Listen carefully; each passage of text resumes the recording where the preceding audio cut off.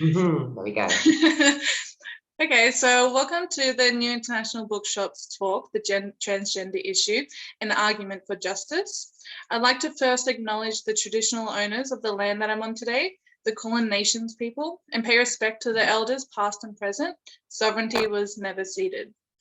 So my name is Maddie and I'm the coordinator of the new International Bookshop, Melbourne's radical left independent bookshop. Our volunteer Alex couldn't be here today, so instead I will be hosting.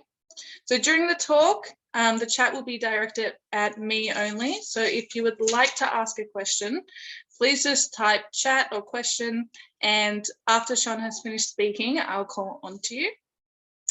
So tonight, I would love to welcome Shon Faye. Shon Faye was born in Bristol and is now based in London.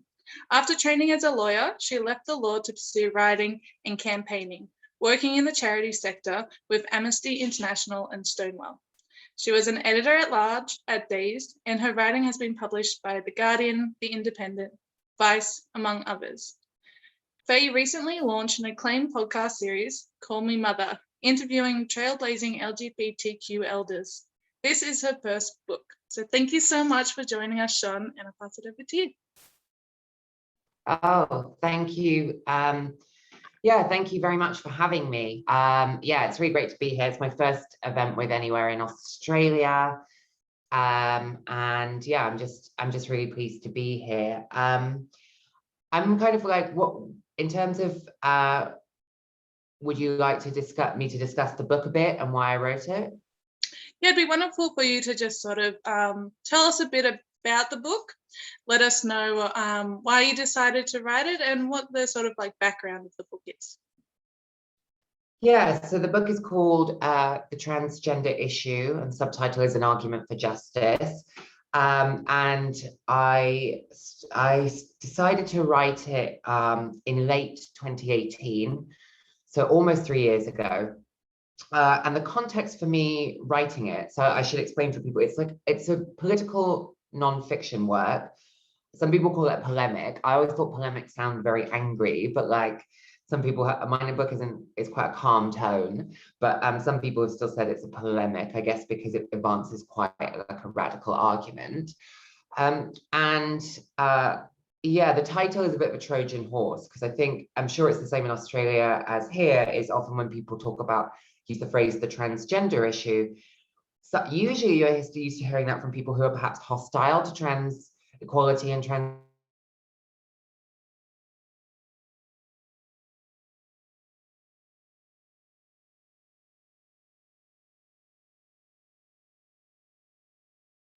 I think we've lost you for a bit, Shon.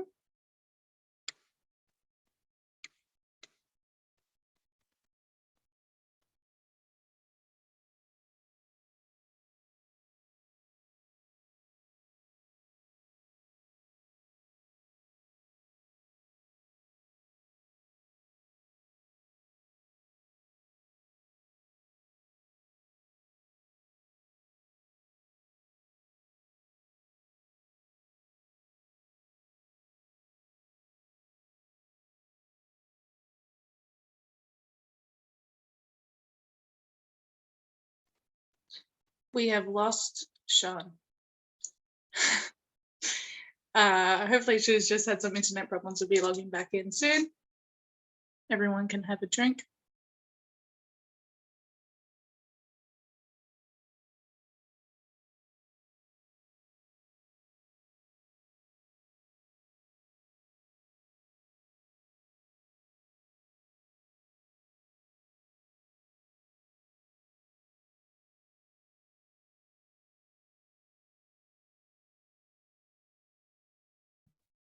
Hi, I'm not sure what happened there. That's all right. We lost you for a bit.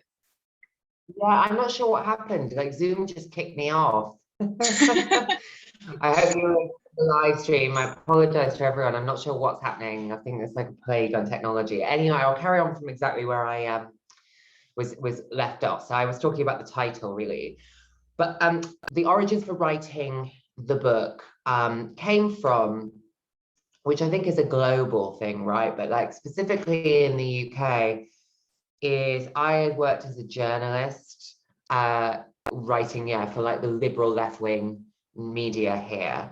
And I write on lots of different topics, right? Like I always thought myself as a writer that happens to be a trans person. But like what started to happen in sort of 2017 is our government announced a public consultation into reforming our Gender Recognition Act, which is the law that governs the process of gender recognition in the United Kingdom, to make it a simpler demedicalized process. I think the government, the Tory government, thought that was going to be an easy thing to do.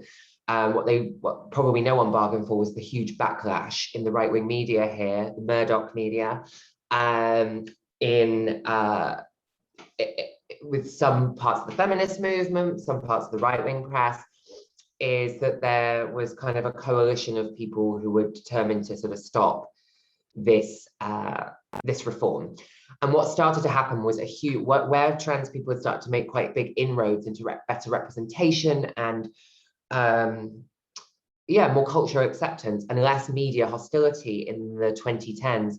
Around 2017, you suddenly see this very committed attempt by papers like The Times and the Sunday Times, as I say, Murdoch owned, where the editorial line is like hostile to trans people. And then quite quickly, they start putting out loads and loads of pieces, almost one a day, on trans people, and they're all negative.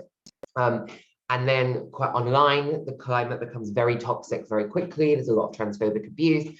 There's a lot of anti-trans scaremongering. And I was there as a journalist, trying, occasionally being called in to sometimes write pieces that would combat this misinformation. And I just found it really demoralizing because, one, I wasn't given the space. I didn't have the power of like an editor, and I was just a freelancer. And often the papers that I was writing for, even The Guardian, for example, would still run trans hostile pieces almost to keep the issue live as a debate. And so I felt very frustrated because I was like, well, The Guardian wouldn't do this if it was about gay equality, but they feel like trans is still a live issue. And it was horrible to think, oh, I'm writing this piece, it's like trying to advance something. Also, the media climate here was very uninterested in the real issues facing trans people. So it was all about toilets and changing rooms and cisgender people's anxieties about what trans people being able to move freely through public space might mean, even though they have done that for like the best part of a century. And nothing about like, the huge healthcare inequalities trans people experience, the huge rates of homelessness. And I was working for Stonewall, which is the LGBT charity here, the largest LGBT charity in Europe. And I was working with grassroots community groups. And obviously I saw in that day-to-day job, people who are really struggling. I mean, I'm quite a privileged trans person in terms of my social class, but I saw, young trans people knowing that like, as people come out younger and younger, they would get kicked out, etc. So I saw a huge gulf between what the media conversation was and what the reality was. And there was no one in the media that seemed to be writing or reporting on, the actual systemic issues that were really discriminating against trans people, but also placing them in poverty, placing them at risk of harassment, placing them at risk of violence. And in the end, I decided that it would be more worth my time to perhaps write something longer form, like a book. And I was kind of inspired a bit by Renée Edo-Lodge, who also is a British writer. For people who don't know, who I know that her book was published in Australia as well, but Why I'm No Longer Talking to White People About Race. And what I was really intrigued by with Renée was that, she had kind of circumvented this discussion in the media about like, does racism exist in Britain, all that sort of stuff. And actually she had written a book that wasn't focused on the US, it was focused on racism in Britain, the history of race in Britain. And because often in the UK, I think we, like with racism, transphobia functions in a similar way, is because there are more like overt forms of it in the US. People tend to pretend there's no problem here. So for example, in the UK, you can't be fired for being trans legally under our Equality Act since 2010. But the reality is you still can, because people can find ways to get around the law. Also, trans people have no money to, if they are, I think they have been unfairly dismissed, that we have no legal aid anymore because of cuts by the Tory government in our austerity program after the great crash in 2004 or 2008. And so so even though we might have some better legal rights than some states in the US, which people are very quick to point out, that's true, but like we don't have the full exercise of those rights, and often transphobia goes beneath the surface, and similarly like racism goes beneath the surface often in the UK.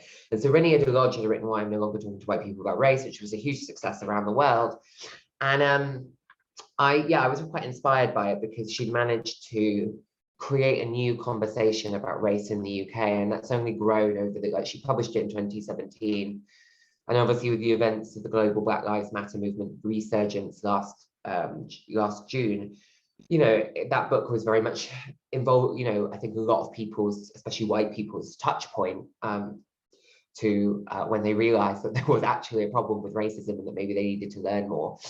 And so I wanted to create a text that would allow people something like that for trans people. And so, yeah, I decided to write the book in late 2018, and I started writing it in 2019. And so, yeah, the argument of the book is pretty much, the opening sentence is, the liberation of trans people would improve the lives of everyone in our society. And that's basically the central argument. There's several different ones, but the argument that threads through the book is that whereas people are very used to hearing about how trans people are a nuisance to them or a threat to them at worst, actually the sort of things that we would need to do for society in order to improve conditions for trans people would actually start to improve things for women, for disabled people, for people of color. And that's not because trans people are some special group. It's because, like, when you look at any group that is on the margins of society, if you look at the things that help to marginalize them, they tend to be things that are marginalizing other people. So, for example, we're often sort of anti-trans feminist narrative is that trans rights and women's rights are in conflict, and they mean cisgender women, obviously. And whereas I actually sort of argue in the book, for example, is if you look at around the world at right-wing regimes, the first things they tend to do is restrict cisgender women's reproductive rights over bodily autonomy, basically. So the right to access to contraception, the right to access to pregnancy termination. They tend to curb those in the same breath that they curb access to trans healthcare, access to transition, pass anti-trans laws. So you see this with in Europe, we have like an example would be Viktor Orban in Hungary. His Fidesz party, it's an ultra right-wing party, even though they're an EU member state. That was one of the first things it started to do with the coronavirus crisis, was when it gave itself emergency powers, was to start to curb the rights of gay people, trans people, and women all in one go. Similarly, Trump is the obvious example, is that within days in 2016 of him coming into office, his administration started to curb the bodily autonomy of women and of trans people at the same time. Even though Trump has gone, obviously certain states, Republican states that have Christian right governors and senates are doing that now. I'm sure it's the same in Australia, it's the same everywhere. Right-wing people tend to restrict. So if you look at that as one example, is that tends to be the same forces that want to curb bodily autonomy, sexual freedom for trans people, for women, for queer people, for gay people. And, you know, it tends to be the same regimes that are hostile to immigrants and to Indigenous people and people of color generally. And so, yeah, what I argue for in the book is coalition between all oppressed groups, because we are fragmented. It's in the interests of our oppressors for us to be squabbling with each other, which is definitely what's happening in the UK. It's very much in the interest of the right-wing media for us not to be looking at like our right-wing government here and fighting with each other, which there is a very bitter, vicious fight that's really engulfs a lot of people's time and energy, when we could be resisting politically the cuts to public services, the curbs of bodily autonomy, the increasingly hostile rhetoric to so many minorities. So the book essentially argues for that.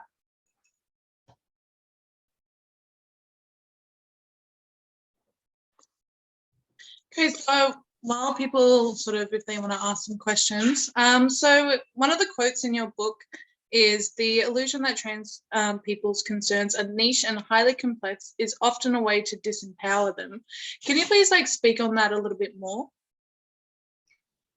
Yeah, so so I think what's happened, so what I believe has happened in terms of public understanding of trans people. So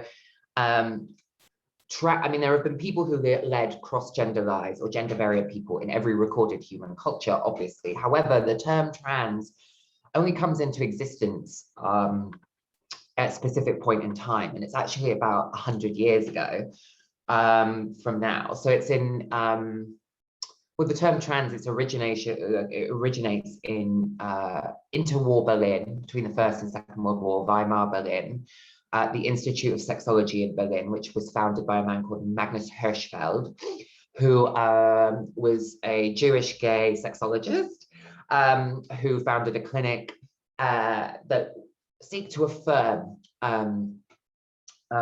gay people, well, yeah, what he understood, homosexual identities, and a transvestite and transsexual, and he coins that term in Latin, transsexual, transsexualism as yeah, to basically what we would now consider queer identities in modern language. It's the first kind of clinical setting in which it's not treated as a psychotic disorder, basically, or a mental disturbance or a sin. Obviously, that clinic was destroyed by Nazis, considering, yeah, it was essentially an institute of sexology looking into queerness, run by a queer Jewish man. So in 1933, Hirschfeld had to flee Berlin, and the institute was shut down by Nazi youth brigades. So the reason I mention that is, so that's 100 years ago. Over the past 100 years, what happened then after the coining of the term transsexual and transvestite, and then they merge at a particular point in time into transgender, and that's how we understand the trans spectrum now, is yeah, is that what quite quickly happens after the kind of modern healthcare emerges in the US after Berlin is a pathologization, right? So like trans people are basically, it comes under the mantle of psychiatry.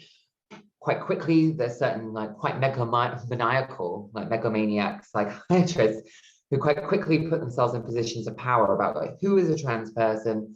These are mentally ill people. We'll allow them to transition at some points, some of them, but we will heavily gatekeep that. And yeah, what quite quickly happens is that trans people become so pathologized that they're seen as this unique, slightly disturbed, mentally ill, freakish thing. And quite quickly, society decides like, yeah, we might allow these people to transition, and we might allow like them access to do it medically, but what we'll expect of them is that they should disappear back into society once they've transitioned, change their names, move where they came from, never talk about it again, blend in, and the gender binary remains intact. You certainly shouldn't be going on marches. You certainly shouldn't be identifying as trans. You should just pretend you're an opposite sex. You shouldn't really ever bring it up again. There's no non-binary. You know, this was for the 20th century, the medical understanding and the media understanding. And so what arises from that like severe pathologization and that suppression of like trans activism, although it still always existed, especially amongst trans people of color, because they didn't always have access to the kind of medical care that like white trans people did, is, yeah, the media starts to become preoccupied, obviously, as these people start to exist in society, and often they do talk about it, is it becomes like a freak show. It becomes like this kind of curiosity about crossing the gender binary, but kind of also like mocking the people who do. And quite quickly, trans people become this unique, complex, scary thing that no one really understands. And we either understand them as like a joke or a parody or an object of hypersexualization for trans women sometimes. And that kind of continues throughout the 20th century. And what happens, I think what happened about 10 years ago is, you know, there was a huge rise in visibility, partly because of social media, partly because, I don't know, because I think gay rights have advanced so far that more like gay and lesbian organizations have become bi inclusive, and then they became trans inclusive. And quite quickly, trans people start to make rapid advances of visibility in the culture. And you see like a new rise of like younger trans people who aren't ashamed of it, are like open about being trans and stuff like that. And quite quickly, the media decides, this is a really complex topic. These people, they're moving too fast. This is a threat to us. And so the quote that you mentioned was that with that long history, the way in which we've been encouraged to view and see trans people is as this rare, unique thing. No one really understands it. No one really understands the healthcare. It's all new, even though we're not new at all. And that's a way to disempower us, because if you're new and you're difficult and it's really like you've got these niche concerns, it's an easy way to keep you explaining yourself the whole time. It's a way to keep you under suspicion, because it's like, oh, you're a new phenomenon. Wherever you'll come from, maybe it's a social contagion, maybe it's a trend. And it's a way to make it sound like your concerns, because we're such a small minority, are niche and not that important. So why should we change? I don't know. Why should we have a gender neutral bathroom? Why should we use inclusive language in the medical profession? Why should we do that for such a tiny little minority? And it kind of tends to make us sound fussy and like we're making unreasonable demands of the rest of society. Whereas in reality, what I say is that like a lot of the concerns, the prime concerns that I believe trans people are most concerned with, so healthcare, the poor access to healthcare, housing, not being rejected by your family or community, school bullying, freedom from sexual violence, physical violence, domestic abuse. These are things that affect people so much more, like so many more people than trans people. And these are the prime concerns I think that affect, shape and determine the course of most trans people's lives, and the ones that they care more about. I mean, like obviously people putting their pronouns in their email signature is great, but a lot of trans people would prefer these structural changes first. And actually, if we start to talk about those, as I said in my previous answer, like that affects women, that affects gay people, that affects people of color, disabled people. And quite quickly, we stop becoming this really difficult thing where it's like, oh, we really have to understand, that what like get the monocle out on trans people is that suddenly we become much more understandable. It's easier for people to understand and stand in solidarity with us. And we become more human too, because a lot of the ways that this kind of pathologization of the medical profession and this media treatment for the past century has done is kind of dehumanize us in a certain ways, and that dehumanization then kind of precludes and blocks other people's empathy. And obviously, I think I'm quite an optimist that human beings naturally are inclined rather to be empathetic, but we often do rely on familiarity for empathy. And trans people don't have to be familiar to you in every possible way. You don't have to understand what it's like to experience gender dysphoria. But perhaps like a better starting point is, you have terrible healthcare, I have terrible healthcare. Isn't it terrible that like we can't get housing, like young homeless people, or I was bullied for my sexuality, you were bullied for the fact that you were gender non-conforming at school, or whatever, that these are the points of commonality that we would need to start to build political coalitions to fight back really against the conditions which make everyone's lives worse. So, as you know, we're a radical left bookshop, so I think it's extremely important for me to also bring up there can be no trans liberation under capitalism. This is a fact. So can you discuss that a little bit more as well and explain to some people why under capitalism it isn't possible? Yeah, so I mean that comes at the end of the conclusion. That's quite a spicy line, and certainly I think some of my more mainstream reviews from non-leftist spaces, even people that liked the book and liked a lot of the kind of more palatable arguments, like don't bully kids in school, that sort of stuff, struggle with this.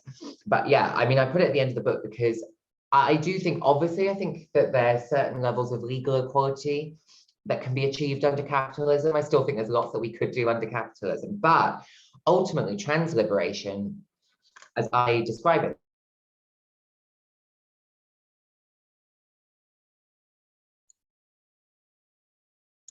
We have lost you again, Shon.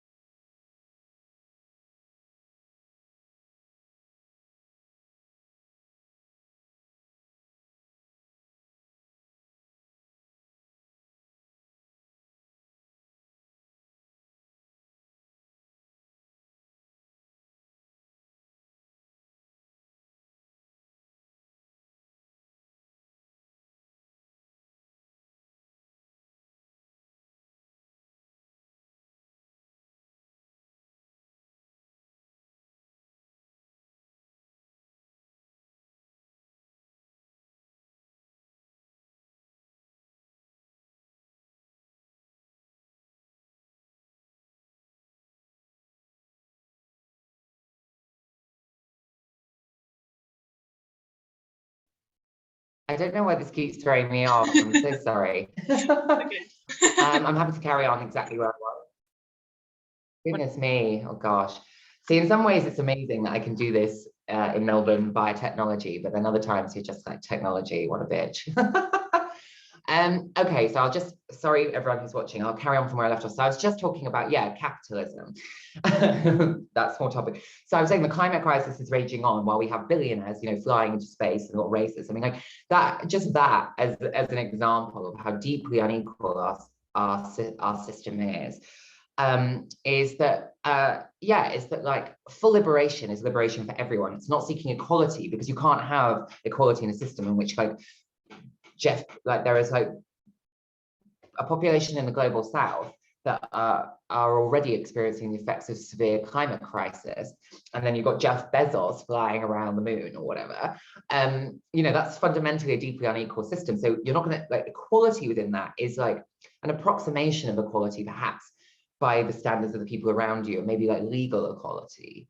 But like liberation goes further. It's that we have to start redistributing power within society in order to in order to kind of fundamentally make society more just. And so when you look at that, and that's the same for everyone, that's impossible under capitalism, because capitalism is a deeply exploitative system, which is designed to have people at the top and people at the bottom. And the way that manifests for like trans people, for example, is that like capitalism, one, requires a gender, well, it's always required sort of a gender binary, because it's necessitated on quite heteronormative things like the nuclear family and gender roles, like what's men's work, what's women's work. Women around the world still do the majority of unpaid work. I mean, like that's part of what womanhood is, for example, and for minority genders as well. Most of the wealth is controlled by men. So there's already a statement in the gender binary. Capitalism needs a way to be able to divide who's a man, who's a woman. And so then it relies on the gender binary and the biological sex binary and all these things. Similarly, also, capitalism requires people to live in poverty and be unemployed. It needs a reservoir of unemployed people so that it can call on that workforce if needs be, but it can't, because if there was full employment, people would be able to demand better conditions and better, basically. So gender is one of the many ways, like race and poverty and ability and disability and gender are all ways in which society creates the conditions for who gets to be part of the unemployed underclass. And and historically, trans people, unless they're able to sufficiently hide their transness, they will always form part of that, which is why there's a chapter on sex work in the book, is that like trans people are one of many groups that are overrepresented in criminalized economies like sex work because of their exclusion from the illicit employment market. So so I think that's like enough reasons why capitalism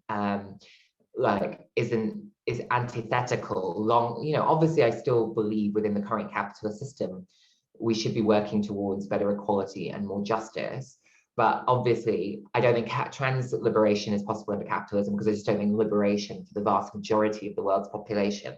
And I mean, the continuation, not to get really too bold at like 6 p.m. when everyone's just going out for the first time, but like, you know, that like the future of our species and our planet is really kind of not, is dependent on like drastic changes to the capitalist system that we are currently living under. So whilst a lot of people seem to think, especially in the UK media, seem to think that was a very spicy take or like a very dramatic thing to say, it's actually true just generally. So I think your book is also about public discourse, autonomy, in the way that media and like law makers see all of us in society. So you say the wider conceptual concerns about autonomy of the individual in society. The question of how far trans people should bend themselves to fit the way our society is ordered at present, and how the challenges trans people present to lawmakers expose the fundamental flaws in the entire system. So when you were sort of like discussing that and reading about that, did you have any certain like cases in mind, like law cases in Britain or around the world that you're sort of thinking of that sort of expose how like much people need to fit into certain categories to suit the law?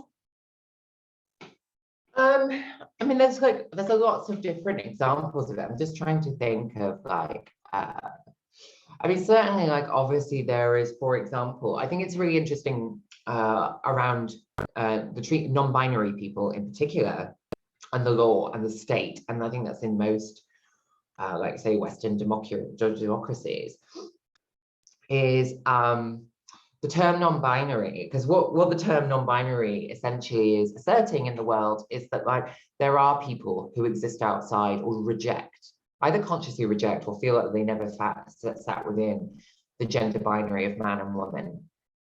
And really that's supposed to be, you know, the concept of non-binary and the politics of being non-binary is supposed to be like a rejection of the binary itself. However, what we've seen is that like very under a state or government power that like still only recognizes illegal gender.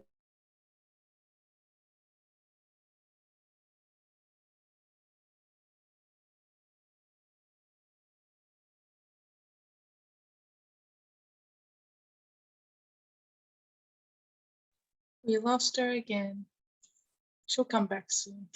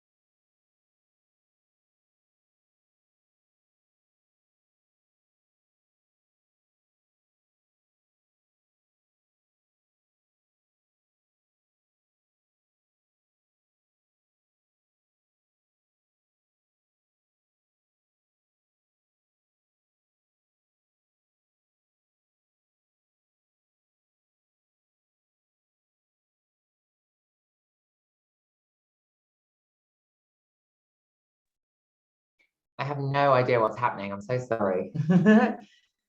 Hi. Yeah, I have no idea why this is happening. I feel like I'm going to have to be calling my landlord as soon as this is over to see if it's the internet. Yeah, so like what I was talking about there was recognition of non-binary people. And the whole point is that non-binary is supposed to be like anti this stuff. When I was working at Stonewall, we were talking about gender recognition.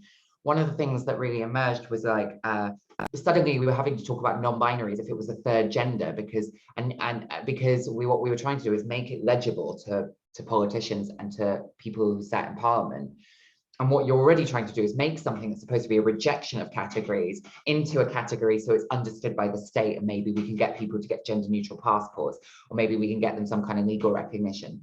And like, whilst in a way, I completely understand why a non-binary person might want like a passport that doesn't have a gender marker that doesn't reflect them. But of course, like there is this bizarre thing where it's like, actually, what we're doing is still in a trend. All we're doing is creating maybe non-binary as a third category, when actually, for example, should the state even track our gender? You know, should you have a legal sex? I mean, I would probably say no. I mean, like, why do you need a legal sex? It's a medical. Surely, like, you know, your biological characteristics or whatever, or your sex at birth, I can understand why that's of concern to doctors, but it is kind of interesting that we like track legal sex. You have a legal sex that can, in the UK, can be changed. So like that's an example for of how, like, you know, there's this tension about like, to what extent do we bend ourselves to fit the requirements of just getting on with our lives under a state, and to what extent are we trying to challenge the kind of principles on which that state is built, especially in respect of the gender binary. And that's a really difficult one. I mean, like on a personal note, I mean, I don't talk loads about myself in the book, but like, yeah, like I mean, like, I don't really think we should have a legal sex, and I'm kind of like, you know, even though I don't use the term non-binary to describe myself, I'm quite, you know, my feminism is kind of quite like a non-binary feminism, but I think, you know, I changed my legal sex, I changed all my documents, because like, I just want an easier life. Do you know what I mean? Like, you know, even though I'm a prison abolitionist, you know, I was like, well, I better change my legal sex in case I ever go to prison, because I'd rather go to a women's prison. Or like, if I want to get married, because I can't rule that out. I'm a bit romantic, even though like, I know it's like, you know, we're still supposed to say it's a very heteronormative institution. But like, still, you know, is that like, it's just easier to comply with the state, obviously, and we all have to make our own judgments about how we do that. But like, there is a tension there, because what politically we're doing is handing more power to the state to basically say, you get to gatekeep how we're trans, who we're trans. And of course, that keeps us like pleading for more and more rights or more and more recognition, when in fact, I mean, yeah, there is a question there from a kind of more radical perspective about like, to what extent is the state supposed to recognize your identity?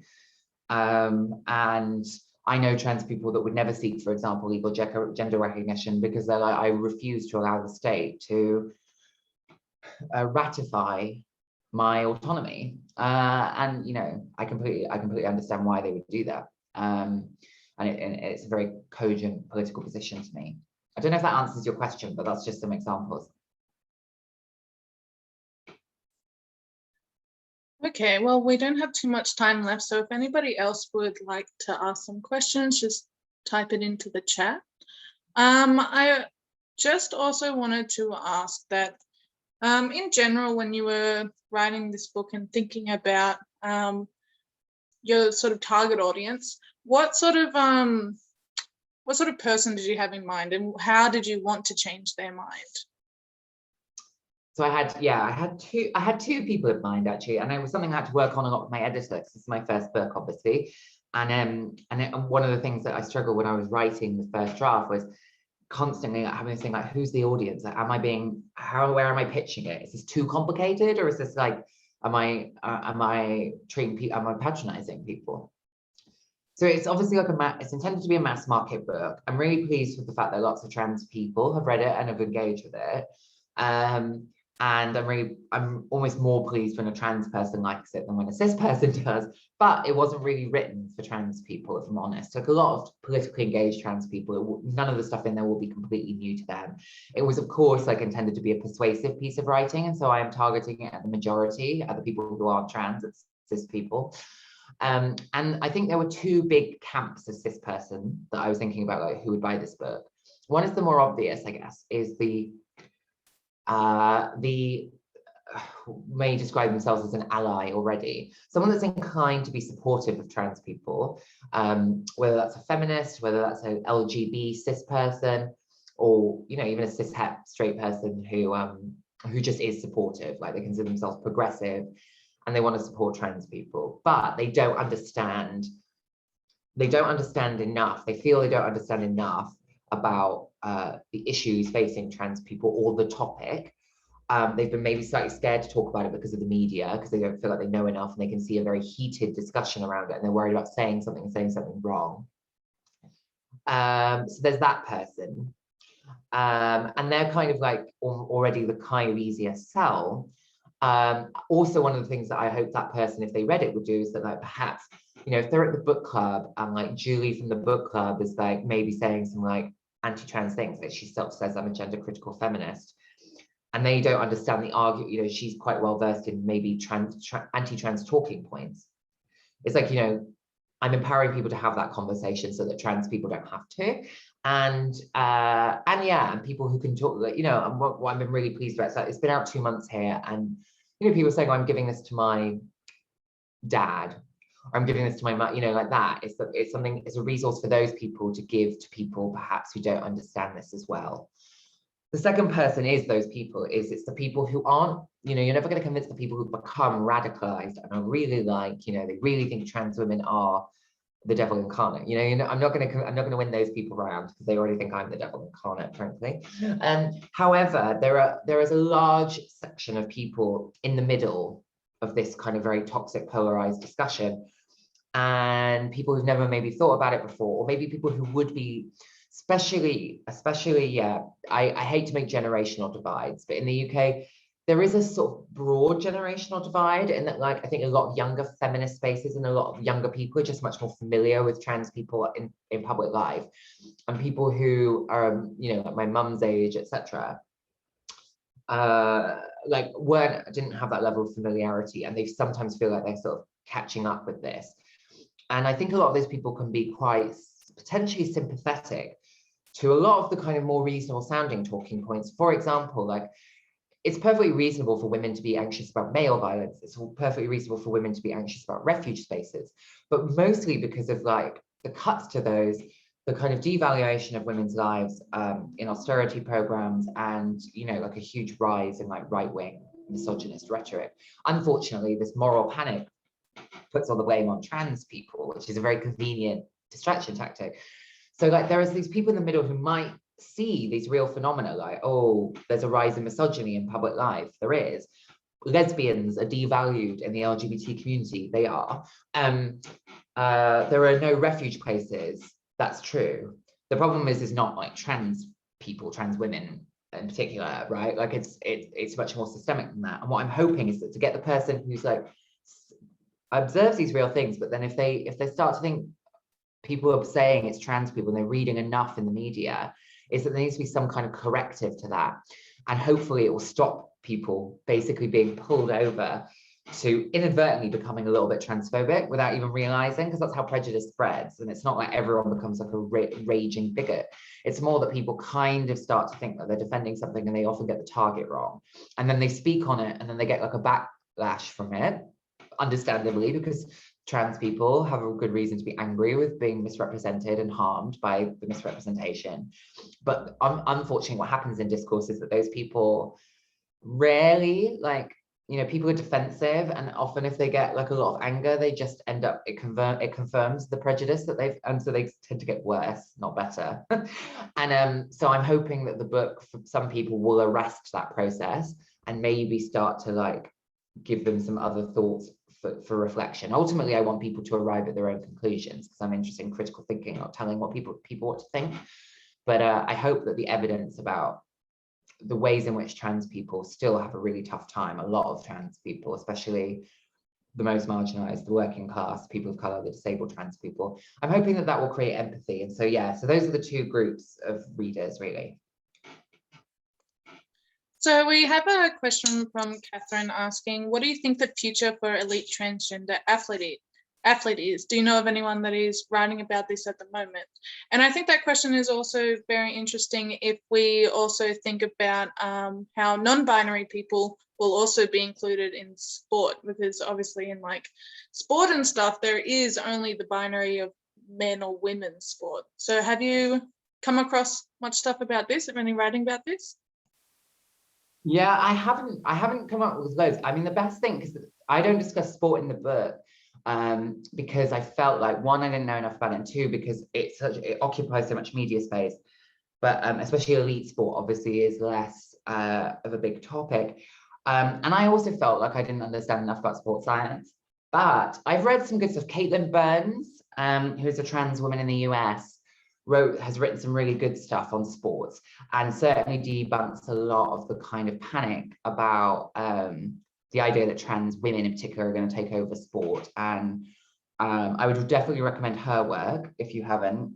So it's Caitlin with a K, Burns, Burns, and just Google her and trans sport, and there's like several articles, and they're very well researched, and she's spoken to lots of people.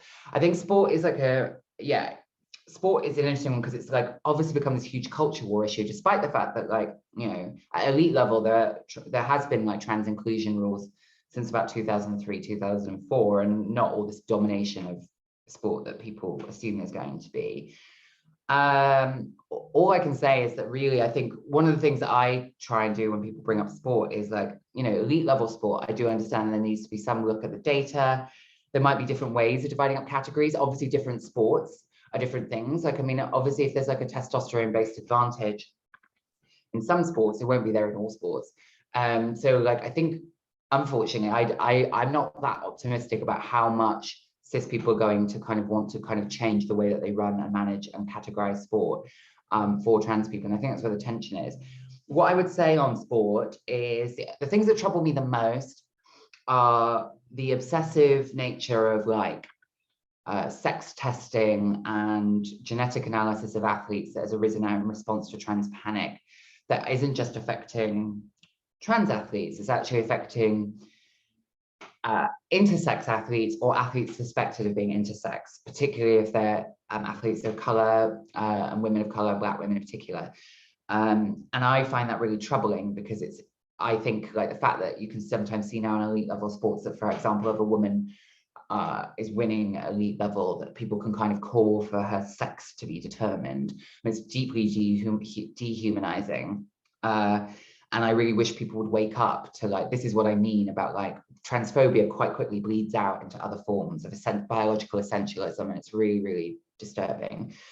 So I'm concerned with that. I'm concerned. I think there needs to be better research. I think a lot of people on this topic talk and that, you know, and don't know what they're talking about. So that's partly why I'm giving quite a vague answer, because I don't want to, like, proclaim on it. But I think there definitely needs to be more research at elite level. And one of the things about, like, less at elite level, but certainly inclusion in sports, and when you mentioned about non-binary people, what I always say when it's non-elite sports, you know, like school sports and stuff like that, is about, like, there was a survey in 2012, so quite a long time ago now, but like about half of trans people avoid sporting and leisure facilities. They said they avoided sporting and leisure facilities for fear of discrimination.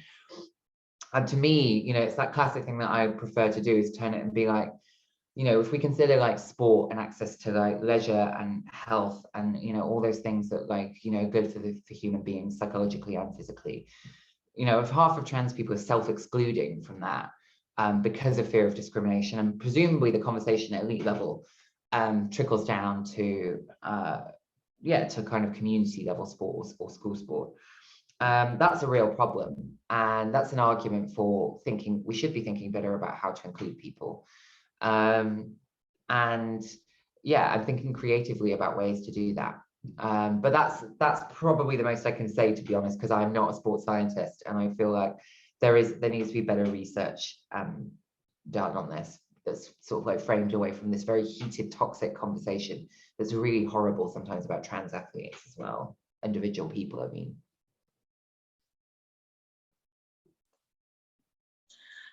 Well, I don't think I can see any other questions coming through here.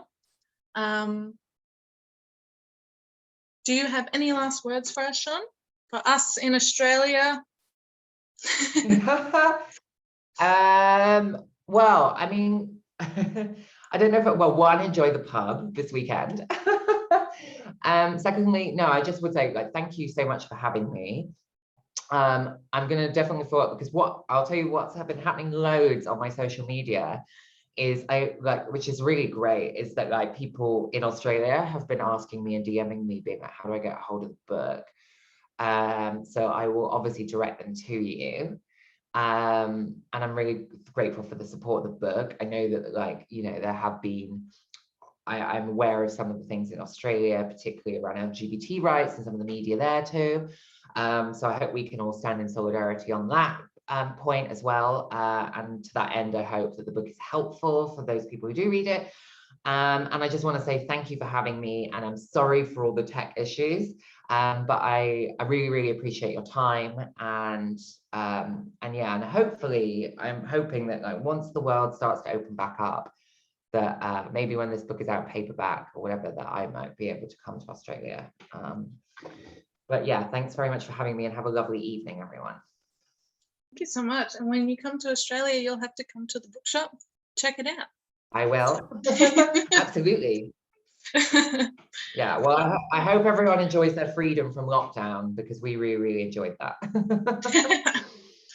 Well, thank you so much for joining us tonight. It was so wonderful. I will send you the recording as well. I hope everyone has a wonderful night. Have a wonderful night, everyone, and I will see you all at our next event. Thank you. Bye.